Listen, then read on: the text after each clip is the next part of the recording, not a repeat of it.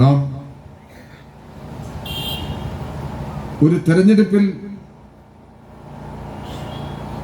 തെരഞ്ഞെടുപ്പ് പോരാട്ടത്തിൽ ഏർപ്പെട്ട് വന്നവരാണ്. ഏതാനും മാസങ്ങൾക്ക് മുമ്പ് ഏപ്രിൽ മാസത്തിൽ തെരഞ്ഞെടുപ്പ് നടന്നു. അതിനുശേഷം മെയ് 5-ാം തീയതി റിസൾട്ട് വന്നു. ജൂൺ 5 ഏപ്രിൽ തെരഞ്ഞെടുപ്പ്, ജൂൺ 5 റിസൾട്ട്. അപ്പോൾ ഏപ്രിൽ കഴിഞ്ഞ് മെയ്, ജൂൺ, ജൂലൈ, ആഗസ്റ്റ് 4 മാസമാണ്.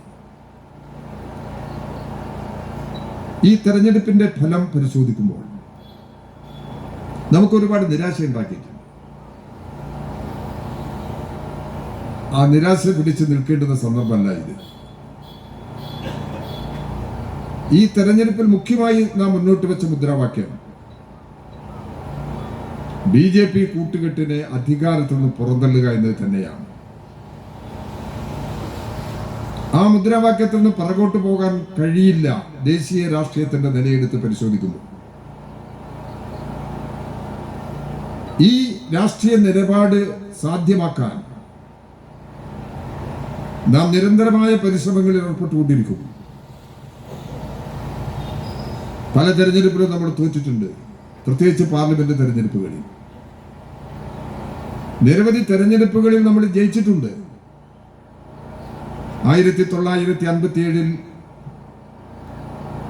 കേരളത്തിലെ ആദ്യത്തെ മന്ത്രിസഭ സഖാവ് EMSന്റെ നേതൃത്വത്തിൽ രൂപപ്പെട്ടു. കമ്മ്യൂണിസ്റ്റ് പാർട്ടിയുടെ ഗവൺമെന്റാണ് അവിടെ അധികാരത്തിൽ വന്നത് തെരഞ്ഞെടുപ്പിലൂടെ.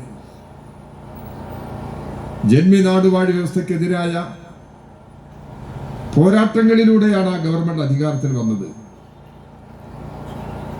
ആ ഗവൺമെന്റ് അധികാരത്തിൽ വന്നപ്പോൾ ആദ്യം EMS മുഖ്യമന്ത്രി എന്നുള്ളതിൽ ഇറക്കിയ ഉത്തരവ് കൈവശക്കാരെ ഒഴിപ്പിക്കാൻ പാടില്ല എന്നാണ്. കുടികിടപ്പുകാരെ ഒഴിപ്പിക്കാൻ പാടില്ല, കൈവശക്കാരെ ഒഴിപ്പിക്കാൻ പാടില്ല. ധാരാളം കുടിയാന്മാർ ജന്മിമാരുടെ കൈവശമുള്ള, ജന്മിമാർക്ക് അവകാശപ്പെട്ട സ്ഥലത്ത് കൈവശം വെച്ച് കൃഷി ചെയ്യുന്നുണ്ട്. അവരൊഴിപ്പിക്കരുത്. ജന്മിമാരും നാടുവാഴികളും യാതൊരു ദാക്ഷിണ്യവുമില്ലാതെ കുടികിടപ്പുകാരെയും കൈവശ ഭൂമിക്കാരെയും ഒഴിപ്പിച്ച കാലം. ആ സാഹചര്യത്തെ നമ്മൾ അതിജീവിച്ചില്ലേ? 59 EMS ഗവൺമെന്റ് കർഷക ബന്ധ നിയമം പാസാക്കിയപ്പോൾ ഒഴിപ്പിക്കലിനെതിരായ നിയമം, കൈവശ ഭൂമിക്ക് അവകാശം കിട്ടാനുള്ള നിയമം, അധികാര വികേന്ദ്രീകരണത്തെ ലക്ഷ്യം വെക്കുന്ന സമീപനം, വിദ്യാഭ്യാസ പരിഷ്കരണ നിയമം, തൊഴിൽ സമരങ്ങളിൽ പോലീസ് ഇടപെടാത്ത സമീപനം, ഇതെല്ലാം ഉയർത്തിയപ്പോൾ ജന്മി നാട് വാഴി വ്യവസ്ഥ രംഗത്ത് വന്നു. അവർക്ക് പിന്തുണ നൽകിയ കോൺഗ്രസ് ഉൾപ്പെടെയുള്ള രാഷ്ട്രീയ പ്രസ്ഥാനങ്ങൾ രംഗത്ത് വന്നു. ജാതിമത സംഘടനകൾ രംഗത്ത് വന്നു. 59 തെരഞ്ഞെടുപ്പിൽ നമ്മൾ തോറ്റു. പിന്നീട് ഏകദേശം 10 വർഷം എടുത്തപ്പോഴാണല്ലോ നമ്മൾ അധികാരത്തിലേക്ക് വരുന്നത്. ഇങ്ങനെ ഓരോ ഘട്ടങ്ങളിലും എടുത്ത് പരിശോധിച്ചു കഴിഞ്ഞാൽ ഭൂമിക്ക് വേണ്ടിയുള്ള സമരങ്ങളും ഭൂമിക്ക് വേണ്ടിയുള്ള ശ്രമങ്ങളും നമ്മൾ നടത്തി. 1967 EMSന്റെ നേതൃത്വത്തിൽ വീണ്ടും അധികാരത്തിൽ വന്നു. അധികാരത്തിൽ വന്ന സമയത്താണ് ഭൂപരിഷ്കരണ ഭേദഗതി നിയമം പാസാക്കിയത്. എന്താ ഭൂപരിഷ്കരണ ഭേദഗതി നിയമം എന്ന് പറയാൻ കാരണം? ഭൂപരിഷ്കരണ നിയമം ഭൂനിയമം 59 പാസ്സായി. പക്ഷേ ആ നിയമം കേരളത്തിൽ നടപ്പിലാക്കാൻ കഴിയാത്ത നിലയിൽ അതിന്റെ ചിറകരിഞ്ഞു കഴിഞ്ഞു. കൃഷിക്കാർക്കും തൊഴിലാളികൾക്കും പാവപ്പെട്ടവനും അനുകൂലമായ വ്യവസ്ഥകളെല്ലാം ആ നിയമത്തിൽ നിന്ന് എടുത്തു കളഞ്ഞു. അങ്ങനെയുള്ള ഒരു നിയമമാണ് 67 വീണ്ടും EMS അധികാരത്തിൽ വന്ന സമയത്ത് കയ്യിൽ വന്നത്. ആ പശ്ചാത്തലത്തിലാണ് ഭൂപരിഷ്കരണ ഭേദഗതി നിയമം. 10 സെന്റ് ഭൂമി കുടികിടപ്പുകാർ, കുടിയാന്മാർക്ക് എല്ലാം കൈവശ ഭൂമിക്ക് അധികാരം, അവകാശം. ഭൂമിയുടെ പരിധി നിർണയിച്ചു. പരിധിക്കപ്പുറത്തുള്ള ഭൂമി മിച്ചഭൂമിയായി കണക്കാക്കണം. മിച്ചഭൂമി സർക്കാർ ഏറ്റെടുക്കണം. ഭൂരഹിതരായ കുടുംബങ്ങൾക്ക് വിതരണം ചെയ്യണം. 69 ആ ഗവൺമെന്റും തകർന്നു. പക്ഷേ 69 ഭൂപരിഷ്കരണ ഭേദഗതി നിയമം പാസ്സായി. ഗവൺമെന്റിന് അധികാരം തുടരാൻ കഴിഞ്ഞില്ല. പിന്നീട് അധികാരത്തിൽ വന്ന ഗവൺമെന്റ് ഈ നിയമം നടപ്പിലാക്കുന്ന കാര്യത്തിൽ വീഴ്ച കാണിച്ചു. ആ സന്ദർഭത്തിലാണ് സഖാവ് AKജിയുടെ നേതൃത്വത്തിൽ ഐതിഹാസികമായ സമരം, കർഷക തൊഴിലാളി സമരം കേരളത്തിൽ അരയടിച്ചുയർന്നു വന്നത്. കുടികിടപ്പ് സംരക്ഷണത്തിന് വേണ്ടി കുടികിടപ്പ് നിയമപരമായി ലഭിക്കേണ്ടുന്ന 10 സെന്റ് ഭൂമി വളച്ചു കെട്ടി അവകാശം സ്ഥാപിച്ചു. ഭൂമി ഏറ്റെടുക്കുന്നില്ല, മിച്ചഭൂമി ഏറ്റെടുക്കുന്നില്ല. ആ സന്ദർഭത്തിൽ കുടികിടപ്പ് സമരത്തിന്റെ തുടർച്ച എന്നുള്ള നിലയിൽ 1972 മുതൽ കേരളത്തിൽ മിച്ചഭൂമി സമരം ആരംഭിച്ചു. കൊയിലാണ്ടി താലൂക്കിൽ കീഴരിയൂർ പഞ്ചായത്തിലെ മേറോഡ് മിച്ചഭൂമി ഈ കൊയിലാണ്ടി താലൂക്കിലെ കൃഷിക്കാരും കർഷക തൊഴിലാളികളും അടങ്ങുന്ന സമരസേനാനികൾ പ്രവേശിച്ചു. 100 കണക്കിന് ആളുകൾ ജയിലിനകത്ത് പോയി. ഏറ്റെടുക്കാതിരുന്ന ഭൂമി ഗവൺമെന്റ് ഏറ്റെടുക്കേണ്ടി വന്നു. അതുവഴിയാണ് ഭൂരഹിത കുടുംബങ്ങൾക്ക് ഭൂമി ലഭിച്ചത്. കേരളത്തിലെ ജനങ്ങളുടെ വീട് എന്ന സ്വപ്നം സാക്ഷാത്കരിക്കുന്നതിന് വേണ്ടി നടത്തിയ പരിശ്രമങ്ങളിൽ ഭൂപരിഷ്കരണ നിയമത്തിനുള്ള പങ്ക് നാം മറക്കാൻ പാടില്ല. കുടികിടപ്പ് അവകാശം സംരക്ഷിച്ചതിലൂടെ നിരവധി കുടുംബങ്ങൾക്ക് കിടപ്പാടമായി. മിച്ചഭൂമി ഏറ്റെടുത്ത് വിതരണം ചെയ്തതിലൂടെ ലക്ഷക്കണക്കിന് കുടുംബങ്ങൾക്ക് ഭൂമി ലഭിച്ചു. നിരവധി വീട് നിർമ്മിക്കുന്നതിനുള്ള വിവിധ പദ്ധതികൾ നടപ്പിലാക്കി. ഇതെല്ലാം ഉണ്ടായില്ലേ? EMS ഭവന നിർമ്മാണ പദ്ധതി വന്നു, MN ഭവന നിർമ്മാണ പദ്ധതി വന്നു. കേന്ദ്ര ഗവൺമെന്റിന്റെയും സംസ്ഥാന ഗവൺമെന്റിന്റെയും നേതൃത്വത്തിലുള്ള നാനാതരം പദ്ധതികൾ ഭവന നിർമ്മാണവുമായി ബന്ധപ്പെട്ട് രംഗത്ത് വന്നു. ഇതിന്റെ എല്ലാം അടിസ്ഥാനം എവിടെ? ഇതിന്റെ എല്ലാം തുടക്കം എവിടെ? ഇടതുപക്ഷ ജനാധിപത്യ മുന്നണി ഗവൺമെന്റ് കേരളത്തിൽ വീണ്ടും അധികാരത്തിൽ വന്നു. ഇപ്പോഴും അധികാരത്തിൽ തുടരുകയാണ്. സഖാ പിണറായി വിജയന്റെ നേതൃത്വത്തിൽ 2016 അധികാരത്തിൽ വന്ന ഗവൺമെന്റ് ഈ വീടില്ലാത്ത കുടുംബങ്ങളുടെ നില പരിശോധിച്ചപ്പോൾ കേരളത്തിലെ കുടുംബങ്ങളുടെ നിലയിൽ മാറ്റം വന്നിട്ടുണ്ട്. പഴയ കൂട്ടുകുടുംബ വ്യവസ്ഥയല്ല, ഇപ്പോൾ അണുകുടുംബ വ്യവസ്ഥയാണ്. ആ അണുകുടുംബ വ്യവസ്ഥയുടെ ഭാഗമായി നിരവധി കുടുംബങ്ങൾക്ക് പുതിയ വീടുകളുടെ ആവശ്യം വന്നിട്ടുണ്ട്. ഒരു കുടുംബത്തിൽ തന്നെ 1, 2, 3 അതിൽ കൂടുതലോ കുടുംബങ്ങൾ ഉരുത്തിരിഞ്ഞു വരികയാണ്. അവർക്കെല്ലാം വീട് വേണം. ഈ പ്രശ്നത്തിന് എങ്ങനെ പരിഹാരം? ഇതാലോചിച്ചതിന്റെ ഭാഗമായിട്ടാണ്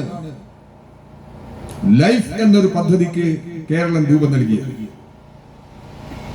ഈ ഭവന നിർമ്മാണത്തിന്റെ തുടർച്ചയാണിത്. സ്വന്തമായി വീട് നിർമ്മിക്കാൻ കഴിയാത്തവർക്ക് വീട് ലഭിക്കുന്നതിന്റെ തുടർച്ചയാണത്.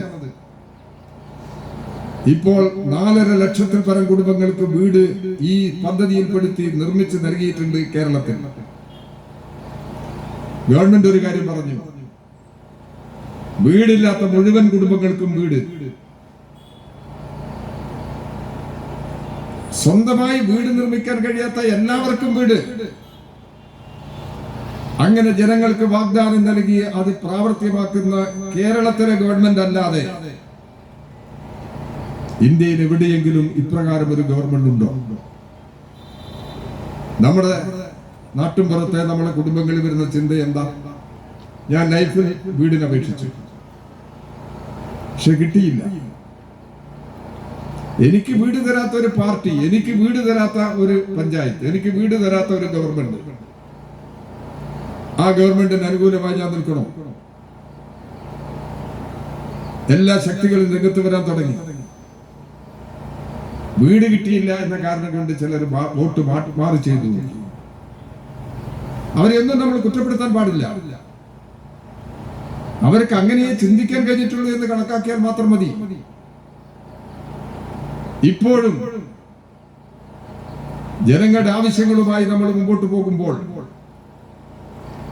വീടില്ലാത്ത കുടുംബങ്ങളുടെ പ്രശ്നം, ലൈഫ് പദ്ധതിയുടെ ലിസ്റ്റിൽപ്പെടുത്തിയവർക്ക് വീട് ലഭ്യമാകാത്ത പ്രശ്നം ഉയർന്നു വരുന്നുണ്ട്. ആ പ്രശ്നങ്ങൾക്കെല്ലാം പരിഹാരം തന്നെയാണ് ഗവൺമെന്റ് മുമ്പിൽ ലക്ഷ്യം. അതിനുവേണ്ടിയാണ് നമ്മൾ നിലകൊള്ളുന്നത്. കുടിയുടെ അവകാശം സംരക്ഷിച്ചത് മുതൽ ഇങ്ങോട്ടെടുത്ത് പരിശോധിച്ചു കഴിഞ്ഞാൽ പുതിയ തലമുറയിൽപ്പെട്ടവർക്ക് അവര് നേരത്തെ ജനിച്ചില്ല എന്നുള്ളത് കൊണ്ട് തന്നെ അവർക്കിത് അനുഭവിക്കാൻ കഴിയില്ല, അനുഭവമില്ലാത്തതാണ്. പക്ഷെ ഈ ആവശ്യങ്ങളെല്ലാം നിറവേറ്റിയില്ലേ? അങ്ങനെ ചെയ്തതിന്റെ ഫലമായിട്ടല്ലേ തുടർച്ചയായി നമ്മൾ അധികാരത്തിൽ വന്നത്. അധികാരത്തിൽ വന്നതിന് ശേഷം 1980 സഖാവ് നായനാരുടെ നേതൃത്വത്തിലുള്ള ഗവൺമെന്റ് അല്ലേ ആദ്യമായി കേരളത്തിൽ, ഇന്ത്യയിൽ ആദ്യമായി കർഷക തൊഴിലാളികൾക്ക് പെൻഷൻ നൽകിയത്. അന്ന് 45 രൂപയാണ് പെൻഷൻ. അന്ന് കോൺഗ്രസിന്റെ നേതൃത്വത്തിൽ നടത്തിയ പ്രചരണം നമ്മൾ മറന്നു പോകരുത്. ഈ കർഷക തൊഴിലാളി പെൻഷൻ പ്രത്യുൽപാദനപരമല്ല. പ്രത്യുൽപാദനപരമല്ലാത്ത മേഖലയിൽ പണം ചെലവഴിക്കാൻ പാടില്ല.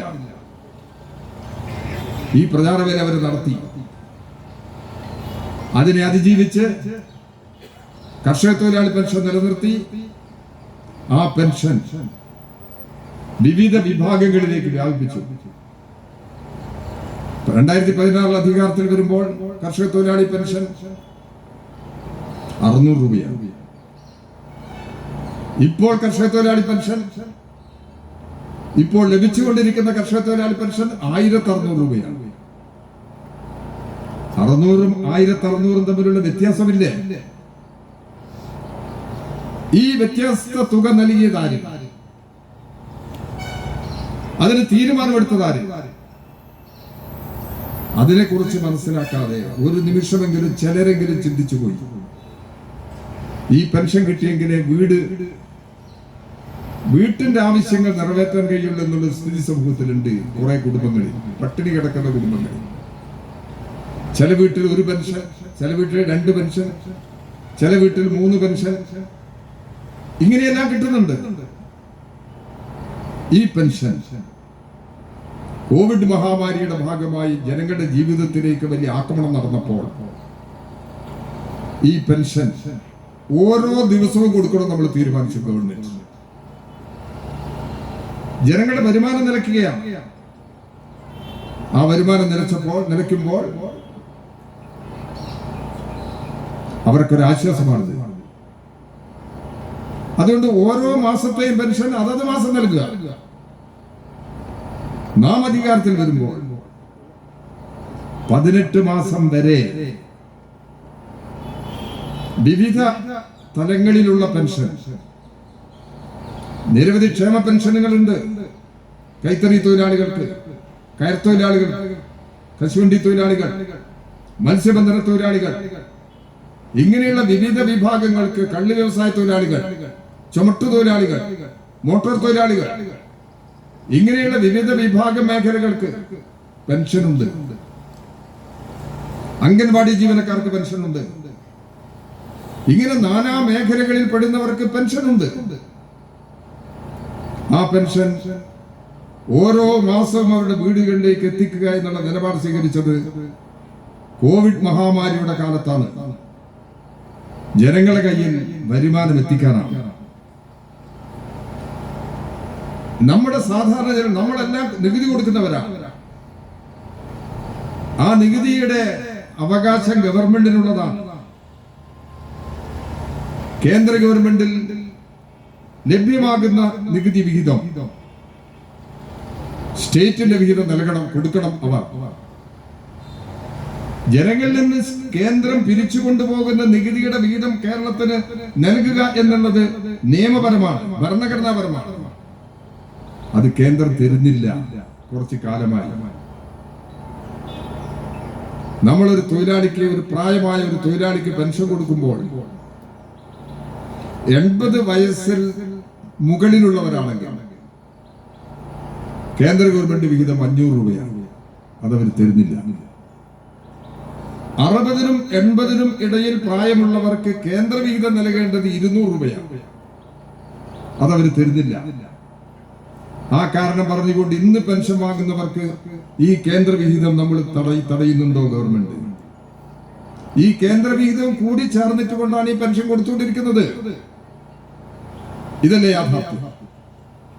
കേന്ദ്ര ഗവൺമെന്റ് നമുക്ക് അർഹമായ വീതം തരുന്നില്ല. കേരളത്തിന് അർഹമായ നികുതി വീതത്തിന്റെ ഭാഗമായി 57,400 കോടി രൂപ കേന്ദ്ര ഗവൺമെന്റ് കേരളത്തിന് നൽകാനുണ്ട്. എങ്ങനെ ഈ പെൻഷനും മറ്റ് ആനുകൂല്യങ്ങളെല്ലാം കൊടുത്തു തീർക്കാൻ കഴിയും? ഇത്തരം സാഹചര്യങ്ങൾ നിലനിൽക്കുമ്പോൾ കുറച്ച് മാസങ്ങളിലെ പെൻഷൻ നിലച്ചുപോയി. അന്ന് നമ്മുടെ ഗവൺമെന്റ് അധികാരത്തിൽ വരുമ്പോൾ 18 മാസം വരെ കുടിശ്ശികയാണ്. അതെല്ലാം ഈ ഗവൺമെന്റ് കൊടുത്തു തീർത്തിട്ടുണ്ട്. അവസാന ഘട്ടത്തിൽ ഈ കുടിശ്ശിക വന്നപ്പോൾ ആ കുടിശ്ശിക കൊടുക്കാത്തതിന്റെ പേരിൽ കുറെ ആളുകൾക്കെങ്കിലും വിഷമമുണ്ടായി. തെരഞ്ഞെടുപ്പിന്റെ ഘട്ടത്തിൽ ചിലരെങ്കിലും പെൻഷൻ വാങ്ങുന്നവരൊന്നും എതിരായി വോട്ട് ചെയ്തെന്നും ആരും പറയുന്നില്ല. അങ്ങനെ പറയാൻ പാടില്ല, അത് ശരിയുമല്ല. എന്നാൽ ചിലർ വലിയ പ്രതിഷേധം പ്രകടിപ്പിച്ചു പെൻഷൻ കിട്ടാത്തതിനെ കുറിച്ച്. പിന്നീട് ഈ കേരളത്തിന്റെ സ്ഥിതികളെല്ലാം വിശകലനം ചെയ്തുകൊണ്ട് നമ്മൾ പാർട്ടി തീരുമാനിച്ചു, ഈ പെൻഷൻ കൊടുക്കുന്നതിൽ കേരളത്തിൽ ഏറ്റവും പ്രധാന മുൻഗണന നൽകണം. ഈ പാവപ്പെട്ടവന് 62 ലക്ഷം ആളുകൾ ഇപ്പോൾ പെൻഷൻ വാങ്ങുന്നുണ്ട്. ആ പെൻഷൻ ആയിരിക്കണം മുൻഗണന. അങ്ങനെ തീരുമാനത്തിന്റെ അടിസ്ഥാനത്തിൽ ഓരോ മാസത്തെയും പെൻഷൻ ഇപ്പോൾ കൊടുത്തുകൊണ്ടിരിക്കുകയാണ് തെരഞ്ഞെടുപ്പിന് ശേഷം. ബാക്കി കുടിശ്ശികയായി നിൽക്കുന്ന 5 മാസമുണ്ട്. അത് 2 മാസത്തെ കുടിശ്ശിക ഇപ്പോൾ കൊടുക്കും. ഈ വർഷം കൊടുക്കും, ഈ സാമ്പത്തിക വർഷം കൊടുക്കും. അടുത്ത മാർച്ച് മാസത്തിന് മുമ്പ് 2 ഗഡു കുടിശ്ശിക കൊടുത്തു തീർക്കും. ബാക്കി 3 കോടി കുടിശ്ശിക അടുത്ത വർഷം മുഴുവൻ നീട്ടിക്കൊണ്ടുപോകുക എന്നുള്ളതല്ല, കഴിയാവുന്നത്ര വേഗത്തിൽ കൊടുക്കുക എന്നുള്ളത് തന്നെയാണ്. ദുർബലമായ മറ്റ് ജനവിഭാഗങ്ങളുണ്ട്. ഈ പെൻഷൻ കൊടുക്കുമ്പോൾ നിർമ്മാണ തൊഴിലാളികൾക്ക് പെൻഷൻ കൊടുക്കാൻ കഴിയില്ല. അവരുടെ പെൻഷൻ കൊടുക്കേണ്ടത് സെസ് കളക്ഷൻ എന്ന് പറയുന്നത് കേന്ദ്ര നിയമത്തിന്റെ അടിസ്ഥാനത്തിലാണ്. അത് കോവിഡ് കൂടി വന്നപ്പോൾ അതെല്ലാം തകർന്നുപോയി, കളക്ഷൻ സ്തംഭിച്ചുപോയി. അപ്പൊ സെസ് കളക്ഷൻ പൂർണ്ണതയിലേക്ക് എത്താതെ ഈ പ്രശ്നം തീർക്കാൻ കഴിയില്ല. കേരളത്തിലെ ചുമട്ടുതൊഴിലാളി ക്ഷേമനിധി ബോർഡിൽ നിന്നും കള്ളി വ്യവസായ തൊഴിലാളി ക്ഷേമനിധി ബോർഡിൽ നിന്നും വായ്പയെടുത്ത് നിർമ്മാണ മേഖലയിലെ തൊഴിലാളികൾക്ക് പെൻഷൻ അല്ലാത്ത എല്ലാ ആനുകൂല്യങ്ങളും, ക്ഷേമനിധിയുടെ ഭാഗമായ എല്ലാ ആനുകൂല്യങ്ങളും കൊടുത്തിട്ടുണ്ട്. ഇനി എവിടെയെങ്കിലും അത്തരം ആനുകൂല്യങ്ങൾ കിട്ടാൻ ബാക്കിയുണ്ടെങ്കിൽ അത് കൃത്യമായ അപേക്ഷ സമർപ്പിച്ചു കഴിഞ്ഞാൽ അവർക്ക് ലഭ്യമാകുന്നതിനുള്ള അവസരങ്ങളുണ്ട്. ഇവിടെ ദുർബല ജനവിഭാഗങ്ങളുടെ ആശാവർക്കർമാർ, അംഗൻവാടി ജീവനക്കാർ, ഇവരെല്ലാം തൊഴിലുറപ്പ് തൊഴിലിൽ ഏർപ്പെടുന്നവർ, ഉച്ചഭക്ഷണം പാകം ചെയ്യുന്നവർ, NHMന്റെ ഭാഗമായി ജോലി ചെയ്യുന്നവർ, ഇവരെല്ലാം വിഷമം അനുഭവിക്കുന്നവരാണ്. ഒരു നിയമത്തിന്റെയും കേന്ദ്ര നിയമത്തിന്റെയും പരിരക്ഷയില്ലാത്തവരാണ്. ആ വിഭാഗത്തിന്റെ പ്രശ്നങ്ങൾക്കെല്ലാം മുൻഗണന നൽകുന്ന നിലപാട് കേന്ദ്ര സ്കീമാണെങ്കിലും ഈ പാവപ്പെട്ടവരുടെ പ്രശ്നങ്ങൾക്ക് പരിഹാരം കാണാനുള്ള നിലപാട് സംസ്ഥാന ഗവൺമെന്റ് സ്വീകരിക്കണമെന്ന് നിശ്ചയിച്ചിട്ടുണ്ട്. അതിന്റെ അടിസ്ഥാനത്തിലുള്ള പദ്ധതികൾ ആവിഷ്കരിച്ച് പ്രാവർത്തികമാക്കി തുടങ്ങിയിട്ടുണ്ട്. രാജ്യമാകെയുള്ള തൊഴിലിന്റെ പ്രശ്നം എടുത്ത് പരിശോധിച്ചു കഴിഞ്ഞാൽ പബ്ലിക് സർവീസ് കമ്മീഷൻ വഴി ലിസ്റ്റിൽ പേര് വന്നു, ജോലി കിട്ടുന്നില്ല. ജോലി കിട്ടിയെങ്കിലേ അവർക്ക് സമാധാനമാവുകയും. ഇന്ത്യയാകെ എടുത്തു കഴിഞ്ഞാൽ പബ്ലിക് സർവീസ് കമ്മീഷൻ വഴി ഇന്ത്യയിൽ ലഭ്യമായ തൊഴിലിൽ 100 പേർക്ക് തൊഴിൽ കിട്ടിയിട്ടുണ്ടെങ്കിൽ അത് 64 പേർക്കും കേരളത്തിലെ PSC വഴിയാണ് ജോലി ലഭിച്ചിട്ടുള്ളത്. ഇന്ന് ഈ നാടിന്റെ സ്ഥിതി എന്താ? ഇന്ത്യയുടെ സമ്പദ്ഘടന 5 കുത്തക ഗ്രൂപ്പുകളുടെ കയ്യിൽ ഒതുങ്ങി കഴിഞ്ഞിട്ടുണ്ട്. ഇന്ത്യയിൽ ആകമാനമുള്ള കുത്തക മുതലാളിമാർക്ക് നേതൃത്വം നൽകുന്നത് ഇന്ത്യയിലെ 5 കുത്തക ഗ്രൂപ്പുകളാണ്. അതിൽ റിലയൻസ് ഉണ്ട്, ടാറ്റ ഗ്രൂപ്പ് ഉണ്ട്, അദാനി ഗ്രൂപ്പ് ഉണ്ട്. ഇതുപോലുള്ള ചില പ്രധാന ഗ്രൂപ്പുകളെല്ലാം ഇതിനു വേണ്ടി പ്രവർത്തിക്കുന്നുണ്ട്. അവർക്ക് വേണ്ടിയാണ് നയരൂപീകരണം നടത്തുന്നത്. അവരുടെ താല്പര്യങ്ങൾ സംരക്ഷിക്കുന്നതിന് വേണ്ടിയാണ് ഭരണ സംവിധാനത്തെ ഉപയോഗിക്കുന്നത്. ഇപ്പോൾ നിർമ്മിത ബുദ്ധിയുടെ ഉപയോഗം വലിയ തോതിൽ നടക്കുകയാണല്ലോ. ആ ഉപയോഗം കൂടി ശക്തിപ്പെട്ടു വന്നു കഴിഞ്ഞാൽ അതിനെ നിഷേധിക്കാനും തടയാനൊന്നും ഇപ്പൊ സാധിക്കില്ല. സമൂഹത്തിന്റെ വളർച്ച അങ്ങനെയാണ് ശാസ്ത്ര സാങ്കേതിക രംഗത്ത്. പക്ഷേ അത് പ്രാവർത്തികമാക്കി വരുമ്പോൾ തൊഴിലില്ലായ്മയുടെ തീഷ്ണത വലിയ തോതിൽ ഉയരാനാണ് സാധ്യത. അങ്ങനെയുള്ള ജനവിഭാഗത്തിന്റെ തൊഴിൽ എങ്ങനെ സംരക്ഷിക്കാം? അത് ഇന്ത്യയുടെ രാഷ്ട്രീയ സാഹചര്യത്തിൽ വളരെ പ്രധാനപ്പെട്ടതാണ്. ഇവിടെ കേന്ദ്ര ഗവൺമെന്റ് പ്രധാനപ്പെട്ട ഇന്ത്യയിൽ ഇന്ന് നിലവിലുള്ള ക്രിമിനൽ നിയമങ്ങളെല്ലാം ഒഴിവാക്കി പുതിയ ചില നിയമങ്ങൾ നടപ്പിലാക്കുന്നതിന് വേണ്ടി നടപടി തുടങ്ങി. അത് ഈ കഴിഞ്ഞ ജൂലൈ 1-ാം തീയതി മുതൽ നോട്ടിഫൈ ചെയ്ത് പുതിയ ക്രിമിനൽ നിയമങ്ങൾ നടപ്പിലാക്കുന്നതിന് വേണ്ടി നടപടി സ്വീകരിക്കുകയാണ്. അതിന്റെ ഭാഗമായി ജനങ്ങളെ നിയന്ത്രിക്കുന്നതിനും ജനങ്ങളെ കീഴടക്കുന്നതിനും പോലീസ് രാജ് ഉപയോഗിക്കത്തക്ക നിലയിലുള്ള നിലപാടാണ് കേന്ദ്ര ഗവൺമെന്റ് ഇപ്പോൾ സ്വീകരിച്ചുകൊണ്ടിരിക്കുന്നത്. നമ്മൾ മനസ്സിലാക്കണം. കൽക്കട്ടയിൽ ഒരു യുവ ഡോക്ടറെ, ലേഡി ഡോക്ടറെ, ഒരു പെൺകുട്ടിയെ കൂട്ട ബലാത്സംഗത്തിന് ഇരയാക്കി കൊന്നില്ലേ? ആ ദിവസം ഞങ്ങളെല്ലാം കൽക്കട്ടയിലുണ്ട്. ഒരു മീറ്റിംഗിൽ പങ്കെടുക്കുന്നതിന് വേണ്ടി കൽക്കട്ടയിലുള്ള ഒരു സന്ദർഭത്തിലാണ് ഈ സംഭവം. എത്ര പ്രതിഷേധമാണ് കൽക്കട്ടയിൽ ഉയർന്നു വരുന്നത്! നിലയ്ക്കാത്ത പ്രതിഷേധമായത് മാറിയിട്ടുണ്ടല്ലോ. മമതാ ബാനർജിക്ക് പിടിച്ചു നിൽക്കാൻ കഴിയാത്ത നിലയിലേക്ക് ഈ യുവ ഡോക്ടറെ കൊലപ്പെടുത്തിയതിനുള്ള പ്രതിഷേധം ഉയരുകയാണ്. ഇത്തരം കുറ്റവാളികൾക്കെതിരെ കർശനമായ നിലപാട് സ്വീകരിക്കുന്നതിന് പകരം കുറ്റവാളികൾക്ക് സംരക്ഷണം കൊടുക്കുന്ന നിലയിലേക്ക് ഇന്ത്യയുടെ നീതിന്യായ വ്യവസ്ഥ മാറുകയാണ്. വളരെ അപകടകരമായ ഒരു പ്രവണതയാണത്.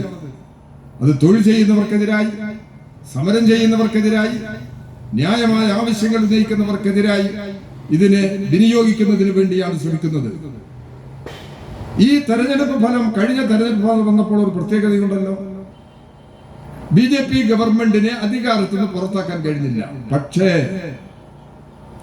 കഴിഞ്ഞ 2019 തെരഞ്ഞെടുപ്പിൽ BJPക്ക് തനിച്ച് ഭൂരിപക്ഷമുണ്ട്. വേറെ ഒരു പാർട്ടിയുടെ പിന്തുണയില്ലെങ്കിലും BJPക്ക് അധികാരത്തിൽ തുടരാം. 2021 തെരഞ്ഞെടുപ്പ്, ഇപ്പോൾ നടന്ന 2024 തെരഞ്ഞെടുപ്പിൽ 2019 ഫലമല്ല, BJPക്ക് തനിച്ച് ഭൂരിപക്ഷമില്ല. കൂട്ടുകക്ഷി ഗവൺമെന്റാണ് അധികാരത്തിലുള്ളത്. BJPക്ക് തനിച്ച് ഒരു നിലപാടെടുത്താൽ മുമ്പോട്ട് പോകാൻ കഴിയില്ല. നമ്മുടെ മുമ്പിൽ ഈ വർഗീയ ശക്തികൾ നമ്മുടെ ജീവിതത്തെ വരിഞ്ഞു മുറുക്കാൻ വരുന്നുണ്ട് എന്ന് മനസ്സിലാക്കണം. ഇവിടെ ന്യൂനപക്ഷ വിഭാഗത്തിന്റെ പേരിലും രൂപപ്പെട്ടു വരുന്ന വർഗീയതകൾ ജനങ്ങളുടെ സ്വൈരജീവിതം തകർക്കുന്നതാണ്. ഒരു വർഗീയത മറ്റൊരു വർഗീയതയെ വളർത്തുന്നതാണ്. ഒരു വർഗീയത മറ്റൊരു വർഗീയതയ്ക്ക് പരിഹാരമല്ല. ഈ യാഥാർത്ഥ്യം നമുക്ക് മുമ്പിലുണ്ട് എന്നുള്ളത് തിരിച്ചറിഞ്ഞുകൊണ്ട് വർഗീയമായ എല്ലാ നീക്കങ്ങൾക്കും എതിരായി ഉറച്ച നിലപാടെടുത്ത് ജനങ്ങളെ നമ്മുടെ പക്ഷത്ത് അണിനിരത്താൻ നമ്മുടെ നാട്ടിലുള്ള സാധാരണ ജനങ്ങൾ വർഗീയമായി ചിന്തിക്കുന്നവരല്ല. ഒരു കുടുംബം പോലെ കഴിയുന്നവരാണ് നമ്മൾ അയൽവാസികൾ. ഹിന്ദുവെന്നോ മുസൽമാനെന്നോ ക്രിസ്ത്യാനിയെന്നോ വകഭേദമില്ല.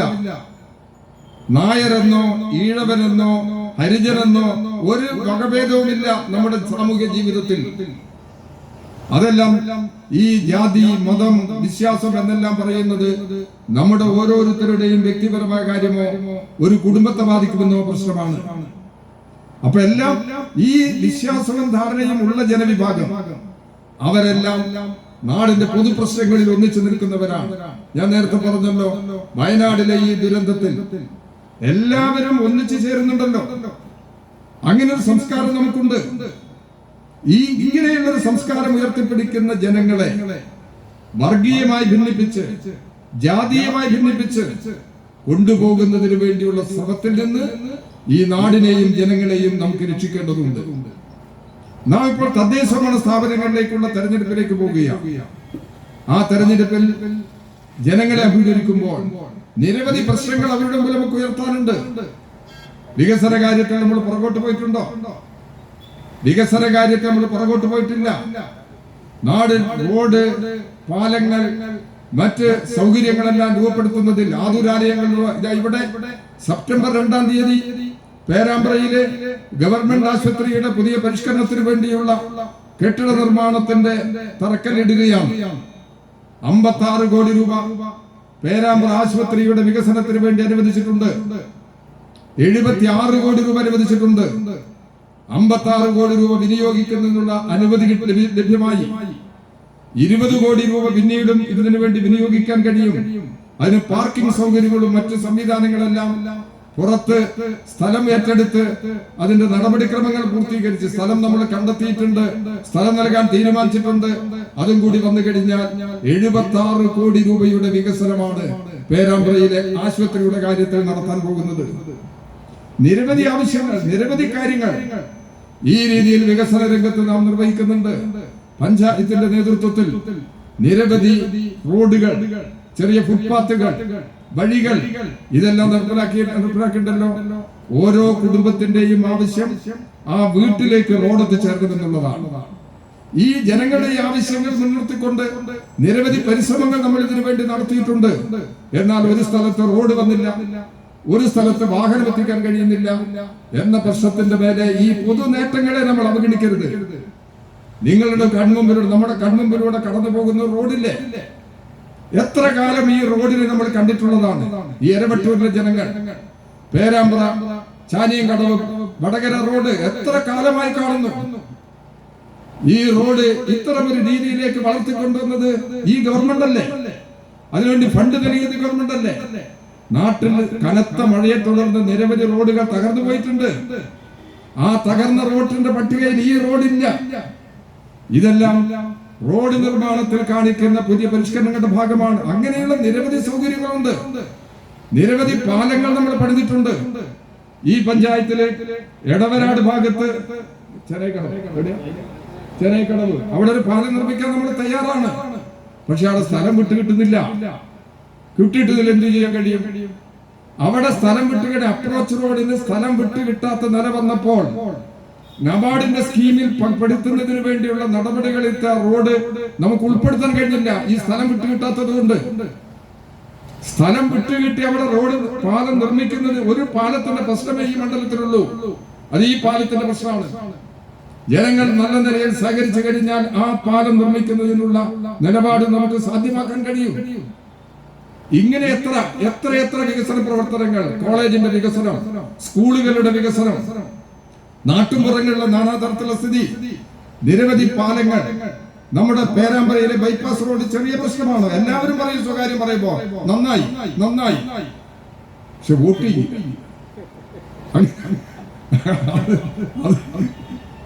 അതെന്ത് നിലപാടാന്ന് എനിക്ക് മനസ്സിലാകുന്നില്ല.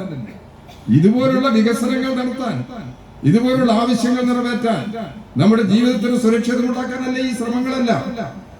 ആ ശ്രമങ്ങൾ നടത്തുമ്പോൾ ആ ഗവൺമെന്റ് നിലനിൽക്കണം, അതിനെ ശക്തിപ്പെടുത്തണം, കൂടുതൽ ജനങ്ങൾ പിന്തുണ നൽകണം. അപ്പോൾ വരാൻ പോകുന്ന പഞ്ചായത്ത് തെരഞ്ഞെടുപ്പിൽ ഈ നാട്ടിൽ നടപ്പിലാക്കിയിട്ടുള്ള വികസന പ്രവർത്തനങ്ങൾ ഓരോ വാർഡിലും എന്തെല്ലാം നടപ്പിലാക്കി എന്നുള്ളത് പരിശോധിച്ച് അതെല്ലാം ജനങ്ങളോട് വീണ്ടും വീണ്ടും ഓർമ്മിപ്പിച്ച് അവരെ ഇടതുപക്ഷ ജനാധിപത്യ മുന്നണിക്ക് അനുകൂലമായി നിലനിർത്തുന്നതിന് വേണ്ടിയുള്ള എല്ലാ സാഹചര്യവും നമ്മുടെ മുമ്പിലുണ്ട്. ആ സാഹചര്യം ഉപയോഗപ്പെടുത്തി നിങ്ങൾ പ്രവർത്തിക്കണം എന്ന് ഈ സന്ദർഭത്തിൽ അഭ്യർത്ഥിക്കുകയാണ്. സഖാവ് കൃഷ്ണപിള്ള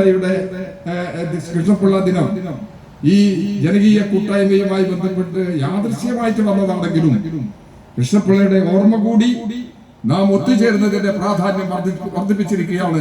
അത് മനസ്സിലാക്കി മുമ്പോട്ട് പോകാൻ എല്ലാവരും ചെയ്യണം. എല്ലാവരും നിലപാടുകൾ സ്വീകരിക്കണം. CPIM-ന്റെ ബ്രാഞ്ചുകളുടെ സമ്മേളനം ഈ സെപ്റ്റംബർ മാസത്തിൽ ആരംഭിക്കുകയാണ്. ഒക്ടോബർ മാസത്തിൽ ലോക്കൽ സമ്മേളനമാണ്. നവംബർ മാസത്തിൽ ഏരിയ സമ്മേളനമാണ്.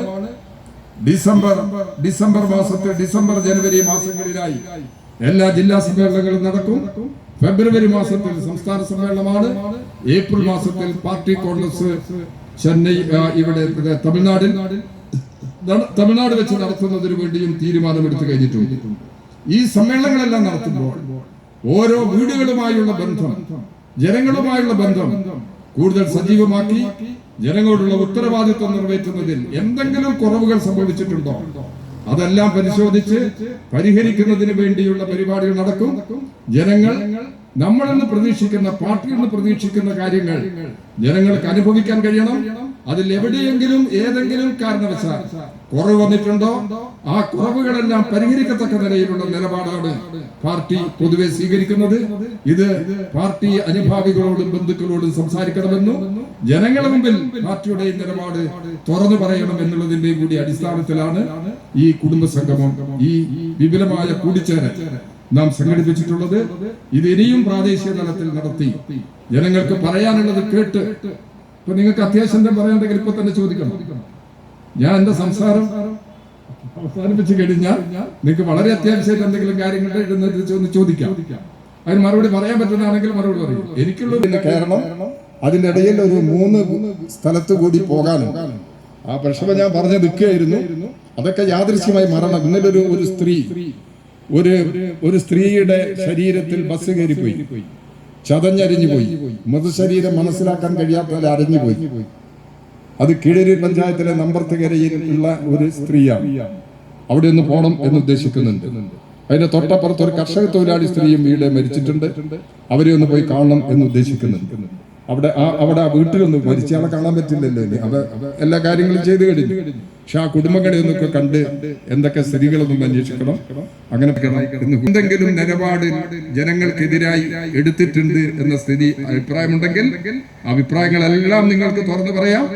അതെല്ലാം ചർച്ച നടത്തി അത്തരം പ്രശ്നങ്ങൾക്കെല്ലാം പരിഹാരമുണ്ടാക്കുന്ന സമീപനമാണ് പാർട്ടി പൊതുവെ സ്വീകരിക്കുന്നത്. നമ്മൾ പല തെരഞ്ഞെടുപ്പിലും തോറ്റുപോയിട്ടുണ്ട്. പാർലമെന്റ് ഇലക്ഷനിൽ നമ്മൾ 2016 തെരഞ്ഞെടുപ്പിൽ കേരളത്തിൽ നമുക്ക് 91 സീറ്റ് കിട്ടി. 140 91. 2019 കേരളത്തിലെ 19, 20 പാർലമെന്റ് മണ്ഡലങ്ങളിൽ 19ലും നമ്മൾ തോറ്റു. 2021 വീണ്ടും തിരഞ്ഞെടുപ്പ് നടന്നു. 2021 തെരഞ്ഞെടുപ്പിൽ 99 മണ്ഡലങ്ങളായി നമ്മൾ ഉയർന്നു. അനുഭവം കേരളത്തിൽ നമുക്കുണ്ട്. അതിനു മുമ്പുള്ള തെരഞ്ഞെടുപ്പുകളിൽ ഈ അനുഭവങ്ങളുണ്ട്. 2001 പേരാമ്പ്ര അസംബ്ലി മണ്ഡലത്തിൽ തെരഞ്ഞെടുപ്പിൽ നിന്ന് അന്ന് ഞാൻ ജയിച്ചത് 2400 വോട്ടിനാണ്. 2016 തെരഞ്ഞെടുപ്പിൽ ജയിച്ചത് 4600 വോട്ടിനാണ്. 2021 തെരഞ്ഞെടുപ്പിൽ ജയിച്ചത് 22,000 വോട്ടിനാണ്. ഈ വ്യത്യാസം പേരാമ്പ്രയുടെ അനുഭവങ്ങളിൽ നിന്നുണ്ട്. ആ വർധനവ് 2019 ഉണ്ടായിട്ടില്ല, 2024 ഉണ്ടായിട്ടില്ല. അടുത്ത തെരഞ്ഞെടുപ്പിൽ അതിനേക്കാൾ വർധനവിലേക്ക് നമുക്ക് പോകാൻ സാധിക്കണം. ഇടതുപക്ഷ ജനാധിപത്യ മുന്നണിക്ക് ഇത്തരമൊരു സ്വാധീനമാർജിക്കത്തക്ക നിലയിലുള്ള നടപടികൾ തുടർന്നുള്ള നാളുകളിൽ എല്ലാ വീടുകളുമായി ബന്ധപ്പെട്ട് നാം സ്വീകരിക്കണം. ജനങ്ങൾക്ക് നമ്മുടെ പാർട്ടിയെ മറക്കാൻ കഴിയുന്നതല്ല. നിരവധി പ്രശ്നങ്ങളിൽ അവർക്ക് രക്ഷകരായി എത്തിയത് പാർട്ടിയാണ് എല്ലാ പ്രദേശങ്ങളിലും.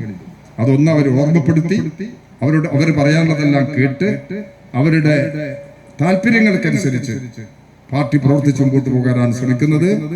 ഈ ശ്രമങ്ങളുമായി ബന്ധപ്പെട്ട് നിങ്ങൾ എല്ലാവരുടെയും സഹായത്തിന് വേണ്ടി CPIM-ന് വേണ്ടി അഭ്യർത്ഥിച്ചുകൊണ്ട് ഈ കൂട്ടായ്മയെ ഈ പരിപാടി ഇവിടെ ഔപചാരികമായി ഉദ്ഘാടനം ചെയ്യുന്നു. അഭിവാദനം.